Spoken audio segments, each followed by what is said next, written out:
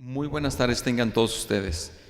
Bienvenidos al Instituto Nacional de Estudios Históricos de las Revoluciones de México, a la presentación que tendremos el día de hoy con motivo de estos ejemplares que han sido escritos por los diputados constituyentes. Me refiero específicamente a tres: a Juan de Dios Bojórquez, que él fue uno de los diputados constituyentes más jóvenes que escribió su crónica sobre los hechos sucedidos, tanto los antecedentes como parte de las discusiones y principalmente algunos aspectos de perfiles específicos de la Diputación Constituyente. Tenemos otro de los libros que se van a presentar en esta ocasión, es La Historia de la Constitución de 1917 por Félix Pallavicini, y también el libro de Historia del Constituyente de Jesús Romero Flores, quien también es uno de los distinguidos fundadores de este instituto. Para esta presentación de estos libros, que son escritos por la pluma de los protagonistas, de quienes vivieron las discusiones del constituyente, tendremos al doctor Imer Flores y al doctor Rafael Estrada Michel. Y para dar comienzo a esta presentación, voy a permitirme leer una síntesis curricular del doctor Rafael Estrada Michel. Es abogado por la Escuela Libre de Derecho, diplomado en Antropología Jurídica por la Escuela Nacional de Antropología e Historia, maestro en Derecho Constitucional y doctor en Historia del Derecho Constitucional por la Universidad de Salamanca. Es académico de número de la Academia Mexicana de Jurisprudencia y Legislación y forma parte del Sistema Nacional de Investigadores de CONACYT. El doctor Estrada Michel es catedrático en la Universidad Iberoamericana y de la Escuela Libre de Derecho y también de la Facultad de Derecho de la UNAM. Entre algunas de sus publicaciones destacamos los siguientes títulos: Nación y Constitución en 1812, un estado de la cuestión entre derecho e historia constitucional, Monarquía y nación entre Cádiz y Nueva España, en coautoría con Alonso Lujambio, Tácticas parlamentarias hispanoamericanas, la influencia de los reglamentos para el gobierno interior de las Cortes de Cádiz en el derecho parlamentario de México, y compilador, revisor y prologuista de la edición del Poder Público, entre otras publicaciones. Y como siempre le damos la más bienvenida y le cedemos el uso de la palabra al doctor Rafael Estrada Michel. Bienvenido. Muchas gracias a nuestro querido doctor Francisco Burgoa, como siempre, por la cálida bienvenida que nos hace a pesar del clima gélido de San Ángel en estas inusitadas temporadas de lluvia que ya van preocupándonos por cómo se extienden. Y bueno, muchas gracias a ustedes por estar aquí. Es particularmente honroso compartir mesa con un académico tan admirado y tan estimado como Imer Flores. Así es que, bueno, pues vamos a hablar de tres obras que también es muy grato referirse a ellas. Creo que el Instituto Nacional de Estudios Históricos de las Revoluciones de México y en particular la doctora Galeana han tenido el enorme acierto de publicar este tipo de testimonios que son, sin lugar a dudas, los que mejor coadyuvan a una comprensión adecuada del proceso constituyente de 16-17. En otras palabras, creo que la mejor forma de celebrar los centenarios, no solo este centenario, sino en general todos los que tienen que ver con efemérides de tanto impacto en la vida pública de México, como es, por supuesto, el centenario de la reunión del Congreso Constituyente de 16-17. Estamos a unos cuantos días de celebrar la inauguración, el 1 de diciembre, como ustedes saben, de 1916, de celebrar los 100 años de este discurso con que acompañó la entrega de su proyecto el primer jefe Carranza y la respuesta que le dio el presidente del Congreso, que también es bastante rica conceptualmente hablando. Pero bueno, yo decía que la forma de festejar, de conmemorar este tipo de acontecimientos más adecuada y además la que a largo plazo deja mejores dividendos es sin duda la publicación de fuentes como las tres que nos ocupan en esta tarde. Por una razón, por supuesto, metodológica, que sirve para el destierro de los lugares comunes.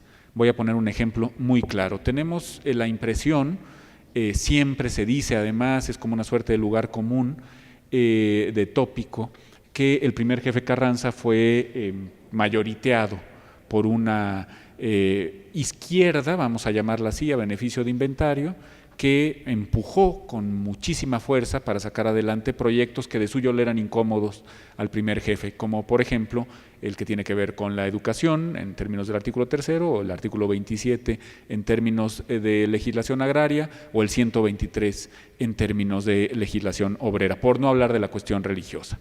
Bueno, cuando uno se acerca a las crónicas de Pallavicini, de Dej Borges, que es el seudónimo con el que escribe el diputado sonorense Juan de Dios Bojorquez, o de el diputado pietense, era de La Piedad, Michoacán, y ya lo ha dicho Paco, fundador o uno de los fundadores de este instituto y destacadísimo biógrafo de sus compañeros diputados, don Jesús Romero Flores. Bueno, cuando uno se acerca a este tipo de crónicas, uno se da cuenta que sí hay algo de verdad en lo que el propio Borges llamó el triunfo de las izquierdas, pero también que desde la presentación del proyecto por el primer jefe, desde su discurso preliminar, Carranza está pensando ya en términos de hacer una revolución social o de reencauzar hacia los aspectos más sociales, desde luego el agrario y desde luego el obrero, pero no solo ellos, lo que había sido en su origen una revolución meramente política, que había iniciado don Francisco I. Madero al grito de vamos a aplicar esa ley sublime, esa ley admirable entre todas las leyes de las naciones, que es la Constitución de 1857, para que tengamos una democracia política efectiva y con eso se resuelvan todos los problemas o los grandes problemas nacionales, para usar la terminología de don Andrés Molina Enríquez, también recientemente publicado en la Biblioteca de Historia Constitucional de este instituto. Bueno, Carranza se había dado cuenta que su paisano Madero se había equivocado y desde muy temprano, desde el discurso de Hermosillo que glosa Pallavicini, al que también hace referencia Borges, desde ese primer discurso con el que convence a los sonorenses y en particular al gobernador de unirse al Plan de Guadalupe, bueno, desde ese primer discurso están claras las ideas sociales de don Venustiano Carranza. Es cierto que el Plan de Guadalupe dice que lo primero es retirar al usurpador Huerta del cargo que ocupa y restaurar la vida constitucional de la República, y que ya después habrá tiempo para las reformas, pero tempranamente también, y quizá como una reacción a lo que se había discutido en la Convención de Aguascalientes, obras relativas a la propia Convención también han sido publicadas por este instituto, es decir, una biblioteca completísima, que tiene que ver con la obra de don Vito Alessio Robles, por ejemplo, respecto de la Convención de Aguascalientes, que es por todos conceptos recomendable. Bueno, es cierto que quizá como reacción a lo que se planteaba desde atalayas más villistas, más zapatistas, como las de la Convención de Aguascalientes, pero también por una convicción profunda, el 12 de diciembre de 1914, desde Veracruz, el primer jefe lanza su plan de reformas al Plan de Guadalupe, que es auténticamente un plan con sentido profundamente social. Y tanto que muy poco tiempo después, el 6 de enero de 1915, a la vera de don Luis Cabrera como gran cerebro legislativo en el tema, pues expide la famosísima y ya centenaria Ley Agraria, que es con todo derecho el antecedente más directo del artículo 27 constitucional, cuando no su padre prácticamente indistinguible del hijo aventajado que podría ser la regulación en sede constitucional de la cuestión agraria. Así es que sí, es el triunfo de las izquierdas, como decía Juan de Dios Bojorquez, quizá deploraba en cierto modo, porque Dej Borges era profundamente carrancista y constitucionalista, pero es también el triunfo precisamente de los equilibrios del primer jefe Carranza y de los equilibrios que logran establecer, se ve clarísimo en la obra, los grandes genios parlamentarios o del debate parlamentario que estuvieron del lado propiamente carrancista y defendiendo el proyecto carrancista, aunque abriéndose a la posibilidad de equilibrarlo con lo que diputados como Mújica o Jara planteaban en el seno de las comisiones de Constitución.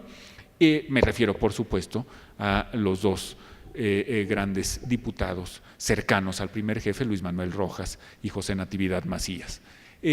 Esta obra constituyente no podría ser entendida a cabalidad.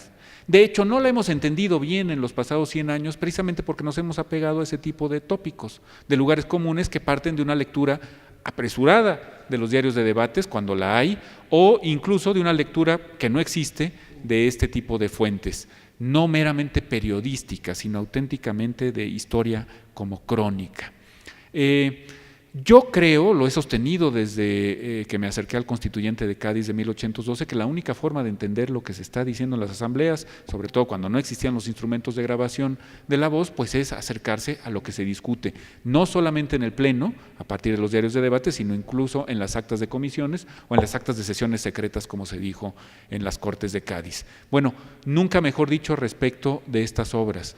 Este tipo de lugares comunes como el que les he planteado, que ven a un Carranza reaccionario que no tiene más que resignadamente darle lugar a las opiniones mucho más progresistas de un Mújica, de un Jara, del Partido Obregonista, etcétera, se caen por los suelos tan pronto se acerca uno a ver la operación parlamentaria en todo su esplendor, como la narran Pallavicini, Borges, y cómo desde algo que tiene que ver con el rico terreno de la biografía, es muy probable que no supiéramos prácticamente nada de la vida de los constituyentes si no hubiera escrito don Jesús Romero Flores sus estampas biográficas sobre ellos.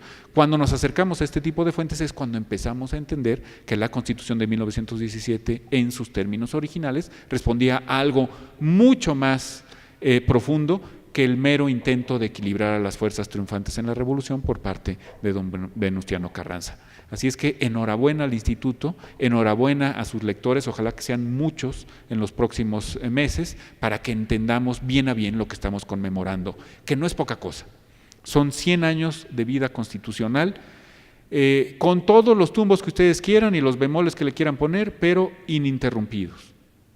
La vida constitucional de este país ha estado, por fin, después de un siglo XIX aciago y de inicios muy poco prometedores del siglo XX, ininterrumpida, merced a la vigencia de la Constitución de Querétaro. Se han seguido las formas, se han celebrado elecciones, me dirán ustedes, bueno, muchas de esas no tuvieron de elecciones más que el nombre, sí, pero el prurito de celebrarlas con constancia, el prurito de mantener en la mente de los gobernados la idea de que el poder público deviene de la auscultación precisamente al pueblo por vía del sufragio, el prurito de que el sufragio tenía que ser efectivo, el prurito al que seguramente se va a referir Imer Flores de la no reelección, por lo menos de la no reelección inmediata del titular del Ejecutivo como forma de asegurar que no vuelva a haber entre nosotros un gobierno tiránico ni aún una dictadura.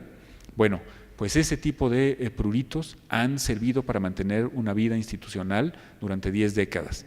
Y no es poco en un país como el nuestro, que ha tenido que enfrentar tantísimas cosas, no es poco decir esto hoy, a unos cuantos días de comenzar el año de 2017. No es poco y se le debe a los diputados, no es poco y se le debe a quien presentó el proyecto de Constitución, pero la comprensión no se les debe a ellos.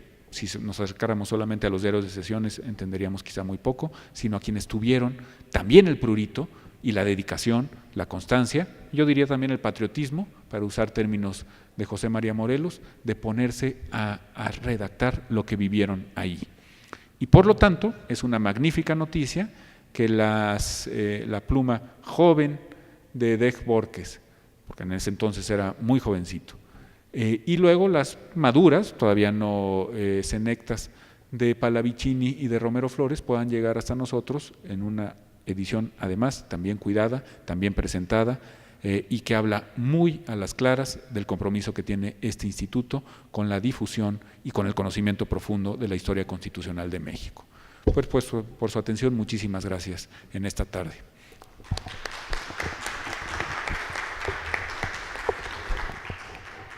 Muchísimas gracias al doctor Rafael Estrada Michel por compartirnos su visión, su opinión de las plumas de estos tres constituyentes que comentamos, de Juan de Dios Bojorges, de Jesús Romero Flores y de Félix Fulgencio Pallavicini. Digo, es una oportunidad para que en el marco de la conmemoración del centenario de la Constitución podamos conocer a través de las vivencias que tuvieron estos constituyentes exactamente qué es lo que contiene nuestra Constitución y todo lo que estuvo alrededor de ella. Bien, vamos a dar comienzo con la participación del doctor Imer Flores Mendoza, de quien me permitiría leer una síntesis curricular. El doctor Imer Flores es licenciado en Derecho por la Facultad de Derecho de la Universidad Nacional Autónoma de México. maestro en Derecho por la Facultad de Derecho de la Universidad de Harvard y doctor en Derecho por la Facultad de Derecho de la UNAM. Forma parte del Sistema Nacional de Investigadores de CONACYT. En la actualidad es investigador por el Instituto de Investigaciones Jurídicas de la UNAM, adscrito a las áreas de Filosofía y Teoría del Derecho, Derecho Constitucional y Derecho Electoral. Es uno de los fundadores de Problema, Anuario de Filosofía y Teoría del Derecho. El doctor Flores es profesor de la Facultad de Derecho de la UNAM, tanto en la División de Estudios de Posgrado como de la División de Estudios Profesionales y tutor del programa de posgrado en Derecho de la UNAM. Algunas de sus publicaciones son coordinador de problemas contemporáneos de la filosofía del derecho y el artículo El Estado laico o secular, libertades religiosas y respeto o tolerancia religiosa. Esto es parte de algunas de sus varias colaboraciones que tiene y de sus publicaciones. Bienvenido, doctor Imer Flores.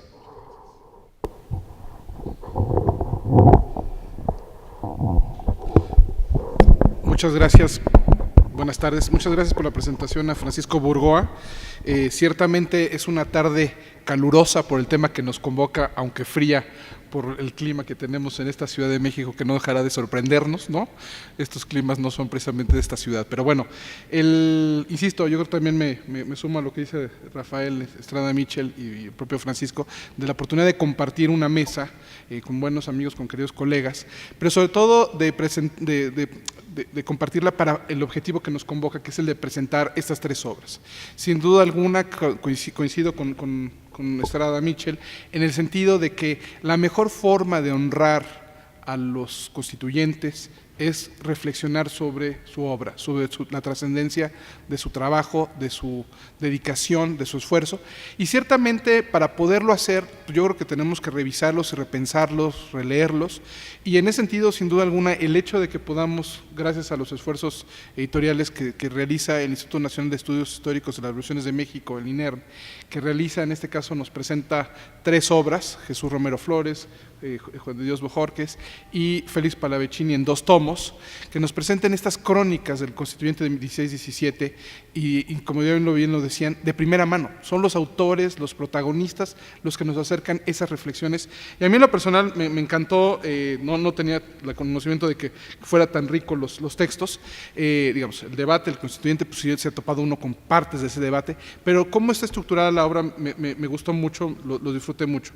Les cuento, de los 2 tomos de Palavecini, que sobre todo yo quisiera centrarme en ellos dos, al principio tiene unas notas de lo que Palavecini escribió por su propia cuenta, poniendo en contexto el tema de la Revolución de 1710 y la Constitución del 17.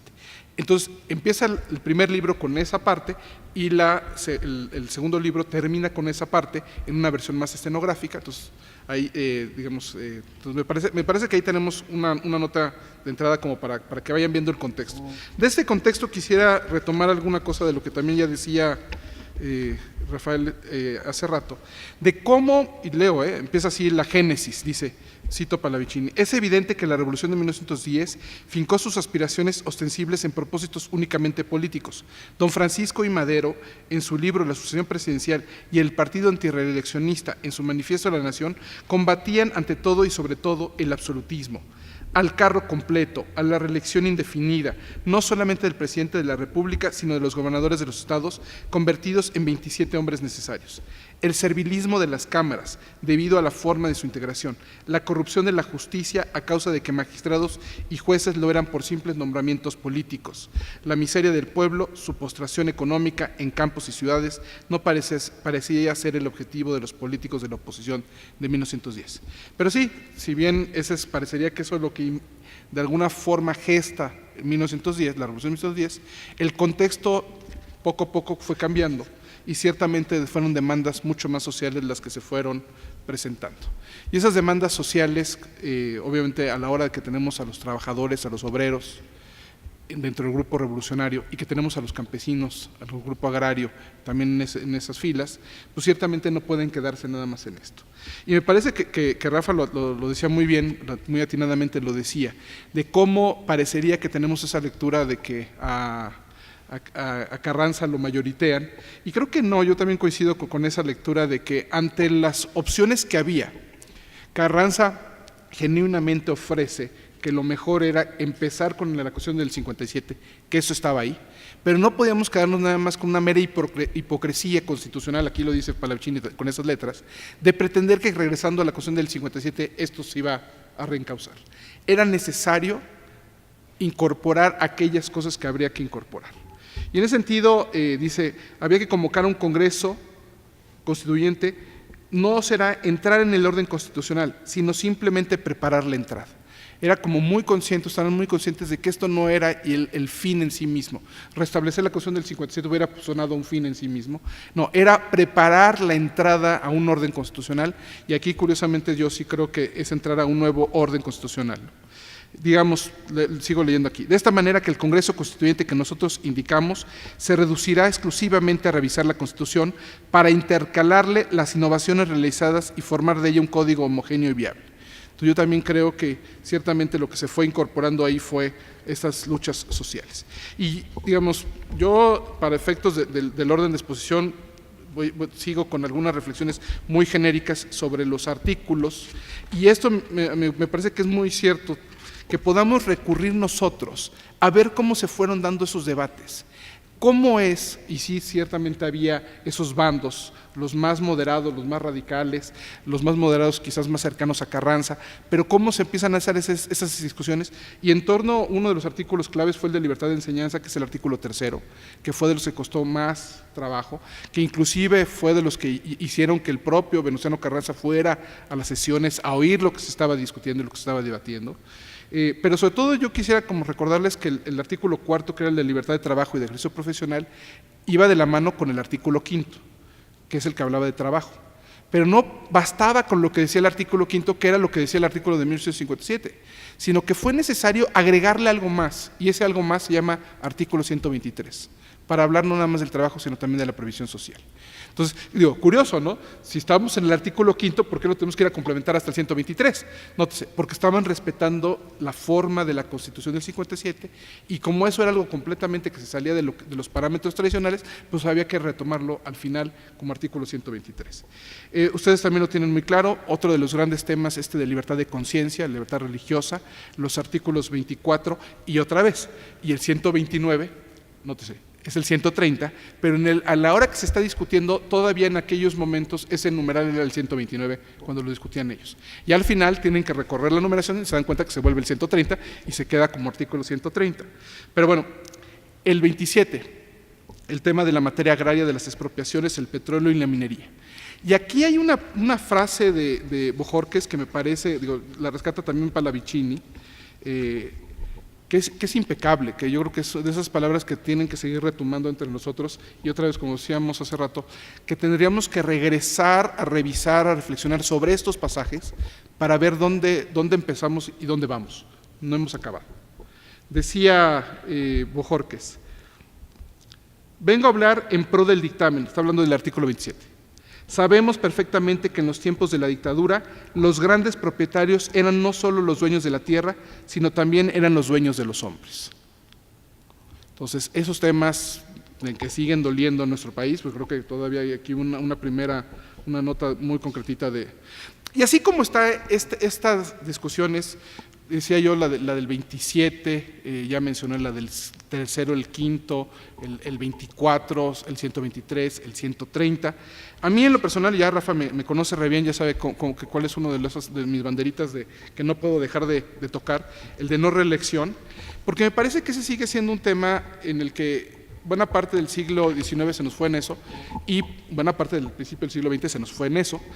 A mí me llama mucho la atención cuando veo que hay reformas a la Constitución que básicamente son para regresar a los términos originales de 1917. Entonces, una de ellas, como saben, es que eventualmente regresamos a la prohibición absoluta. Y me permito tratar de ser breve y leerles alguna parte clave de la discusión que se da, concretamente hablando de la no reelección, artículo 83 de la Constitución de 1917. El ciudadano Cravioto, suplico atentamente a la Comisión que tenga la bondad de precisar qué quiere decir la frase de que el presidente de la República nunca podrá ser reelecto. ¿Quiere decir esto que jamás el que sea una vez presidente en cualquier tiempo puede volver a ser electo? ¿O es simplemente la prohibición para que se reelija en el periodo siguiente? En ese caso bastaría la palabra no en lugar de nunca. El ciudadano Machorro Narváez, Paulino, ¿no? Parece que el adverbio nunca expresa que en todo tiempo, no solo en el periodo siguiente, es decir, que en todo tiempo no podrá ser reelecto. Diputado Cravioto. Entonces, ¿un mexicano puede ser presidente de la República solo 4 años?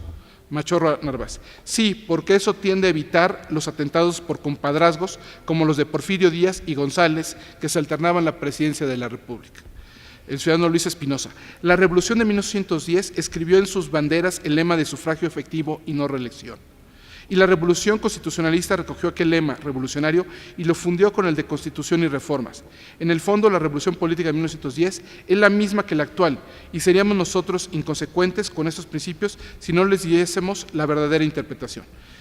Luego dice, no es precisamente como la Comisión ha interpretado este artículo el espíritu que nosotros queremos imprimirle. Si verdaderamente en nuestra historia contemporánea se registrara el hecho de enjuague político del general Díaz, ayudado por su compadre el general González, no viene a repetirse el hecho histórico con el que se solicita en el artículo 83. Pero esa solicitud se hace en una forma completamente absoluta, porque se dice ahí que nunca podrá ser presidente de la República el que lo fue una vez. Y sencillamente, ciudadanos diputados, esto es un absurdo antidemocrático. No se compadece, pues, con el principio de sufragio efectivo y no reelección. Esto da a entender que no puede reelegirse, es decir, que no puede volver a ser la misma autoridad en el periodo inmediato, pero no dice de ninguna manera que no pueda hacerlo en otro periodo más o menos distante.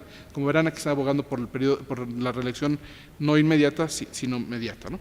Es por esto, señores diputados, que yo pido que en lugar del absolutismo que cierre ese artículo, al decir que nunca podrá ser reelecto, se diga sencillamente que no podrá ser reelecto, porque esta palabra negativa quiere decir en el periodo inmediato, pero que podrá hacerlo en un tiempo más o menos lejano. Yo me permito someter a la consideración de ustedes que se haga esta enmienda al artículo 83, es decir, que en lugar de la palabra nunca se ponga la palabra no. Sigue la discusión y vuelven a regresar al tema. Esteban Calderón. La expresión nunca indica ya la idea de que un presidente, un ciudadano que ocupa la presidencia por un periodo, nunca jamás la volverá a ocupar. El principio de no reelección, como vosotros lo sabéis, no es democrático. Nosotros lo hemos aceptado por una necesidad. Los señores que creen más garantizada la libertad poniendo la palabra nunca, olvidan por un momento que vamos a instituir el municipio libre, que vamos a tener una nueva organización que haya imposible el entronizamiento del despotismo. Por consiguiente, la palabra nunca puede privarnos de los servicios de un gran ciudadano que se haya distinguido por su buena labor de administración. Basta que no sea electo para el siguiente periodo para que el pueblo mexicano quede en su pleno derecho para utilizar más tarde si quiere sus servicios. Voces, no, señores, pido entonces que se sujete a votación esta fracción. Rivera Cabrera, pido la palabra para sostener que se debe dejar la palabra nunca en el dictamen de la Comisión, porque interpreta exactamente la idea general en toda la República, que ningún ciudadano pueda ser electo para presidente de la República por 2 veces o por segunda vez, mejor dicho. En cuanto a lo que dice el ciudadano Calderón, de que hemos olvidado de que con el municipio libre y con la Guardia Nacional parece que habrá una mayor garantía, debo decir que el general Calderón también ha olvidado que tenemos una larga educación, por la cual todavía no estamos garantizados para que el pueblo mexicano pueda desechar con energía las insinuaciones de presión que pueda hacerle para votar por determinada persona. Por consiguiente, debemos votar el dictamen de la Comisión tal como se ha presentado. Y leo una intervención más y ya, y es la última. Martínez de Escobar. Yo creo también que debe permanecer ahí la palabra nunca, pues desde luego yo aseguro que los señores general Calderón y Espinosa se van a convencer de que no es tan cierto lo que se dice. Yo en un principio también así había pensado. Debemos tener en consideración las grandes ventajas que a través de nuestra historia hemos venido teniendo por la no reelección. Eso es indudable y está en la mente de toda la nación. Si se pone la palabra no, es cierto que lo que dice el señor Machorro y Narváez, que en el periodo siguiente podrá ser electo el que lo fue en el anterior, y esto puede dar lugar a lo que hemos tenido en la época del general Porfirio Díaz y de Manuel González. Si se presenta un presidente de gran talla política, que todos nosotros estemos convencidos de que puede volver a la presidencia de la República, yo digo que un artículo de esos no tiene vida perpetua. Todos sabemos que siempre, además de los poderes ejecutivo, legislativo y judicial, en el fondo existe un poder constituyente, y lo llamo poder constituyente cuando reforma un artículo constitucional, es decir, que el Congreso Nacional puede hacer la modificación. De manera que no existe ese temor de que un hombre de gran talla política no pueda ser presidente de la República por segunda vez. Sí podrá hacerlo, porque ese artículo podrá modificarse para ese caso, de manera que si debe dejarse aquí, como protesta a todo lo malo que hemos tenido en nuestra historia, la palabra nunca. El artículo fue aprobado por unanimidad de 142 votos. Y déjenme detenerme en 2 reflexiones sobre esto y avanzar hacia mis conclusiones. Como verán, se debatía si esto era un concepto antidemocrático o democrático, ¿no? Yo creo que es democrático. Yo quizás puedo entender que se entienda como no democrático porque le estaríamos impidiendo a la gente que votara por quien ellos quisieran, pero también atenderíamos a otro principio que es un principio republicano, del principio de la alternabilidad de los cargos, que una persona no se perpetúe en los cargos. Y eso me parece, en el fondo, no democrático. Si una misma persona se perpetúa en los cargos, eso en el fondo no es muy democrático. Pero sí me parecería que sería republicano si nosotros ponemos esos límites. La otra idea que me gustó mucho, y yo insisto, de la relevancia de leer estas cosas y de repente encontrarse una fuente que viene a contrariar a las fuentes tradicionales que tenemos, ¿no? La idea esta del poder constituyente, del constituyente permanente, la tenemos muy clara y muy conocida todos de Francisco Tena Ramírez, de Fernando Tena Ramírez, y de Felipe, perdón, ya estoy cambiando los nombres, de Felipe Tena Ramírez. Sí, y justamente me parece que el punto aquí, a lo que quiero destacar es cómo encontramos que ya en el seno del constituyente se daba esa idea de eso se podría llamar poder constituyente, que no es, ya tendremos que revisarnos las fuentes y no necesariamente citar siempre a Felipe Tena Ramírez como el primero que dijo esto, sino ahora habría que reconocérselo al diputado Martínez de Escobar. Y bueno, entender, digamos, esa sería una nota de cómo está esto. Pero sobre todo que vieran cómo desde el propio seno del constituyente se abría la puerta de decir, bueno, ¿y si luego reformamos la Constitución para permitir que alguien más regrese? Como saben, la historia hizo que se reformara ese artículo para permitir una reelección no inmediata, sino mediata de Álvaro Obregón, a quien después, como saben, asesinan aquí a unos cuantos, puedo decir casi metros porque estamos muy cerquita de la bombilla. Entonces, bueno, como saben, a raíz de eso volvemos a reformar el artículo para dejarlo en los términos que todos conocemos, que eran los mismos términos de que decía el artículo 83 en sus términos originales de 1917.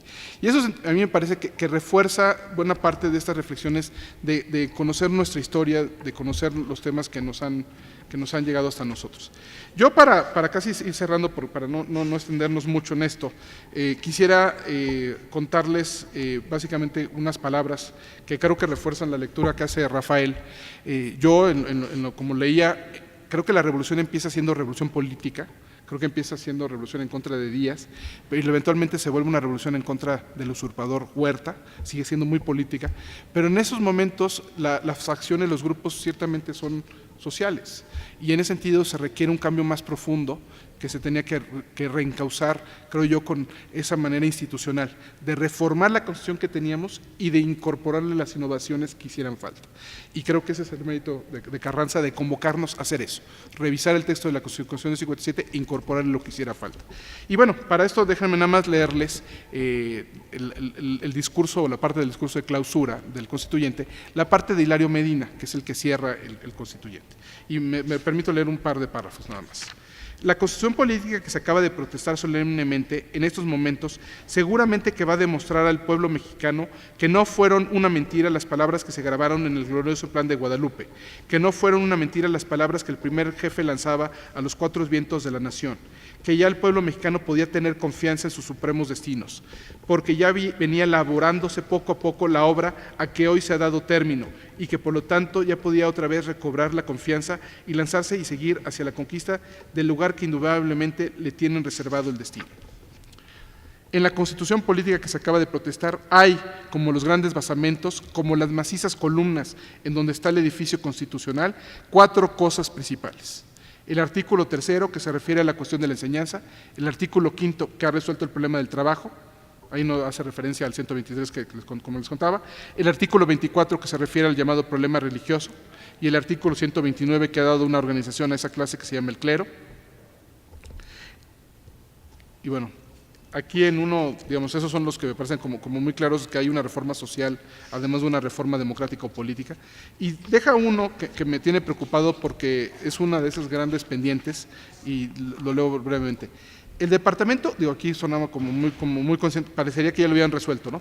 El departamento judicial ha sido motivo de largas discusiones, de trabajos sesudos, y hemos conseguido indudablemente que el departamento judicial de hoy en más se encargue de velar por la Constitución, por el funcionamiento de todos los poderes y tenga a su favor la justicia, la serenidad, la alteza de miras. Yo sigo creyendo que todavía el tema del Poder Judicial, que se acuerdan que lo leía yo muy al principio, que parte del problema eran que los nombramientos eran políticos, me parece que no lo logramos resolver aquí, que todavía nos falta por resolverlo de alguna forma. Y lo pienso, digamos, yo suelo tratar de leer estas cosas en clave contemporánea. Tenemos recientemente el tema de los magistrados electorales que se nombran, y luego ya nombrados se les prorroga el mandato a algunos de ellos. Yo en lo personal creo que eso es inconstitucional, entiendo que se promovieron sendos recursos de acciones de inconstitucionalidad ante la Suprema Corte de Justicia de la Nación, que ahora revisará y verá si efectivamente controla ese exceso. Yo creo que es un exceso, yo creo que habrá que controlarlo, y bueno, confío en que lo podrán controlar. Y bueno, leo un párrafo, unas líneas más de Hilario Medina. Pues bien, señores diputados, que esa obra viva, que esa obra perdura, que esa obra sea duradera, que se haga vieja, que esa obra la defendamos todos y cada uno de nosotros. ¿Qué mejor forma de hacerlo que leyéndola, releyéndola? Y pues otra vez, enhorabuena al Instituto de Estudios Históricos de las Revoluciones de México por habernos puesto en nuestras manos de nuevo estas 3 obras, y pues, ciertamente que esto creo que lo vaticinaba Hilario Medina y creo que vale mucho la pena. El libro, como se los decía, tiene otras cosas que a mí me encantaron. Un anecdotario del Congreso del Constituyente sobre si se fuma o no se fuma. A mí me parece muy sugerente. Referencias entre ellos, como no necesariamente compartían, digamos, estos bandos claramente se dejan entrever entre las mismas bromas que ellos se hacen. Ya les decía yo del corrido del Constituyente. Entonces yo la verdad que por donde le busque uno, me parece que son obras que tendríamos que estar leyendo todos los días. Esa me parece que efectivamente es la mejor forma de que una Constitución como la del 17 perdure, es que sea la de todos y la defendamos entre todos. Muchas gracias.